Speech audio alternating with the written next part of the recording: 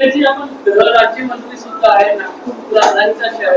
3 एप्रिलला एक हत्या झाली होती नागपूरला, तेव्हापासून आता 15 हत्या गेल्या 30 दिवसात 32 दिवसात झालेल्या आहेत.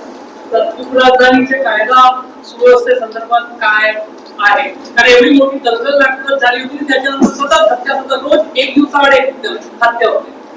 नाही, आपण बघितलं की उपराजधानी म्हणणं स्वतः आपल्या राज्याचे गृहमंत्री आणि माननीय मुख्यमंत्री स्वतःहून या ठिकाणी त्यांचं सततचं बारीक लक्ष या ठिकाणी इतक्या वर्षात कधी इथे दंगल घडलेली होती. अतिशय शांतताप्रिय आपलं त्या ठिकाणी शहर आहे.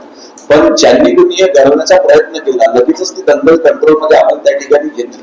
परंतु त्याच्यानंतर काही गोष्टी या ठिकाणी झालेल्या आहेत, त्याच्यावर देखील पोलीस प्रशासन बारकाईने लक्ष ठेवून आहे आणि याच्यामागे नेमकं अशांत करण्याचा प्रयत्न कोण करत आहे हे शोधण्याचा प्रयत्न या ठिकाणी चालू आहे. नियोजित पद्धतीने झाली होती, कुठली ती नियोजित पद्धतीने झाली होती, परंतु तुम्ही बघितलं की आपण कारवाई देखील त्याच पद्धतीने त्या ठिकाणी करतो. पण रोजची जी गुन्हेगारी, रोज कुठेतरी एक हत्या होतात, दिवसाआड नाही होत आहे, परंतु जे होते ते पण त्याचे पण ते आपण नाही म्हणणार नाही. ते कसं नियंत्रणाचा प्रयत्न पोलीस प्रशासनाने चालू आहे.